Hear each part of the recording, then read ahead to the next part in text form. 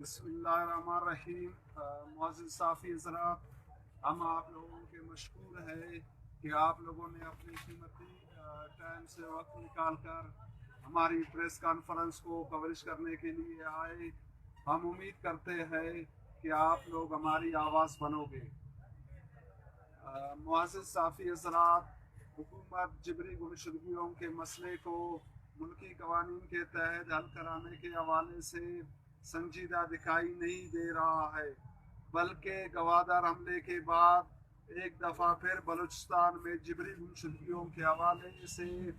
سماجی رابطوں کی سائیڈ سمیت میڈیا میں منفی کمپین دیکھنے میں آئی ہے۔ گوادر پورٹ اتھارٹی کمپلیکس حملے میں مارے جانے والے کریم جان کے حوالے سے کہا گیا کہ ان کا نام لاپتہ افراد کی فہرست میں شامل تھا۔ ہم واضح کرنا چاہتے ہیں کہ کریم جان کا نام voice for Baloch missing persons سمیت کسی بھی تنظیم کے لاپتہ افراد کی فہرست میں شامل نہیں تھا، بلکہ وہ 23 مئی 2022 کو جبری گمشدگی کا شکار ہوا تھا اور 31 جولائی 2022 کو کاؤنٹر ٹیررزم ڈپارٹمنٹ CTD کی طرف سے ان پر دھماکہ خیز مواد رکھنے کا الزام لگا کر ان کی گرفتاری ظاہر کی گئی تھی۔ تاہم ان کی جبری گمشدگی کے ناقابل تردید شواہد کی وجہ سے عدالت نے انہیں تمام الزامات سے بجا طور پر بری کر دیا اور 17 اگست 2022 کو عدالت کے حکم پر کریم جان کو رہا کیا گیا تھا۔ کریم جان کے رہائی کے بعد ان کے اہل خانہ سمیت کسی نے بھی یہ دعویٰ نہیں کیا کہ وہ لاپتہ ہے اور نہ ہی کسی تنظیم کے لاپتہ افراد کی فہرست میں اس کا نام شامل تھا۔ معزز صافی حضرات، جبری گمشدگیوں کے حوالے سے ریاست اور ریاستی اداروں کی منفی پروپیگنڈے کی حقیقت سرفراز بنگلزئی کے انٹرویو سے بھی آیا ہوتی ہے۔ سرفراز بنگلزئی 15 سال بلوچ مزاحمتی تنظیموں کے ساتھ منسلک رہا تھا، اب اس نے حکومت کے سامنے ہتھیار ڈال دیا ہے۔ سلیم صافی کے ساتھ ایک انٹرویو میں کہتا ہے کہ کچھ ایسے لوگ ہیں جو فراری کیمپوں میں اور افغانستان میں ہے، ان کا نام بھی لاپتہ افراد کی فہرست میں شامل ہے۔ تو سلیم صافی اس سے سوال کرتا ہے کہ ایک ایسے شخص کا نام بتا دے جو فراری کیمپ میں ہے یا پھر افغانستان میں ہے۔ تو سرفراز بنگلزئی کہتا ہے کہ سفیر بلوچ افغانستان میں بیٹھا ہوا ہے، اس کا نام لاپتہ افراد کی فہرست میں شامل ہے۔ لیکن اصل حقیقت یہ ہے کہ آج تک کسی نے یہ دعویٰ نہیں کیا کہ سفیر بلوچ لاپتہ ہے اور نہ ہی اس کا نام لاپتہ افراد کی فہرست میں شامل ہے، بلکہ سفیر بلوچ کا بھائی جمیل سرپرہ لاپتہ ہے اور جمیل سرپرہ کا نام لاپتہ افراد کی فہرست میں شامل ہے۔ معزز صافی حضرات، سرفراز بنگلزئی 15 سال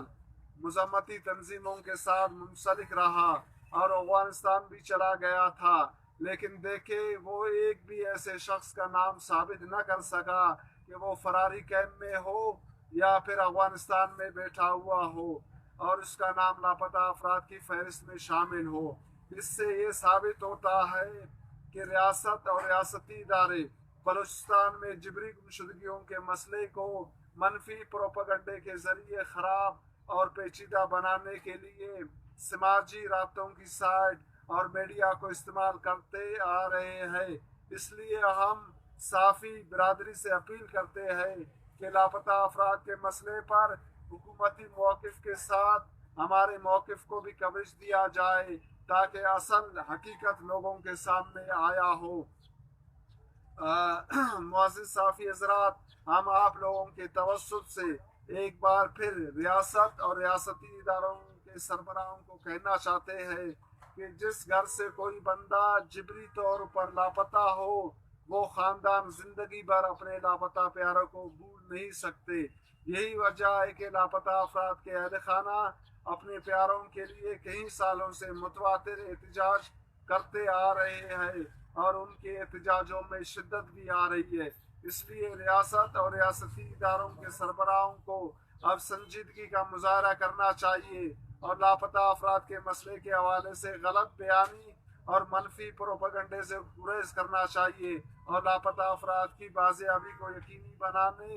اور جبری گمشدگیوں کے مسئلے کو ملکی قوانین کے تحت حل کرانے کے حوالے سے فوری عملی اقدامات اٹھا کر بلوچستان میں لاپتہ افراد کے حوالے سے جو بے چینی پائی جاتی ہے اسے ختم کرے۔ اور ہم یہ سمجھتے ہیں کہ لاپتہ افراد کے مسئلے کے حل ہی میں ملک کی سلامتی ہے۔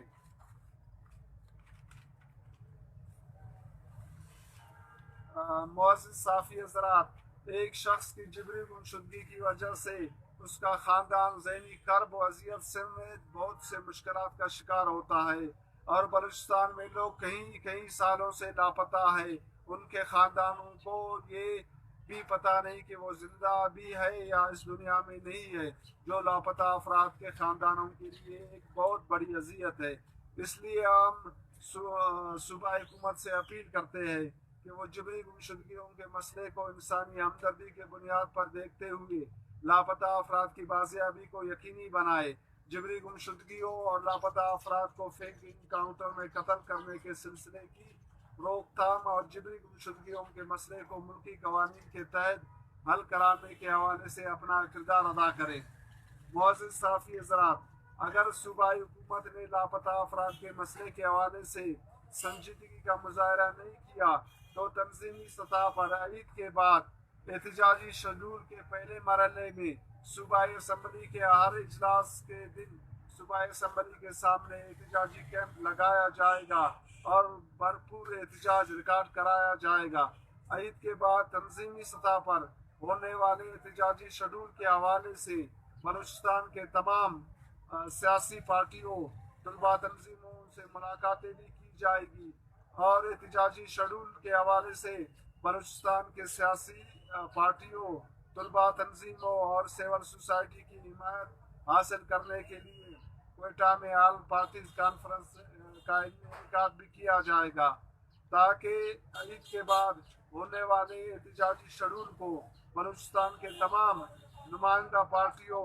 اور تنظیموں کی حمایت حاصل ہو۔ شکریہ۔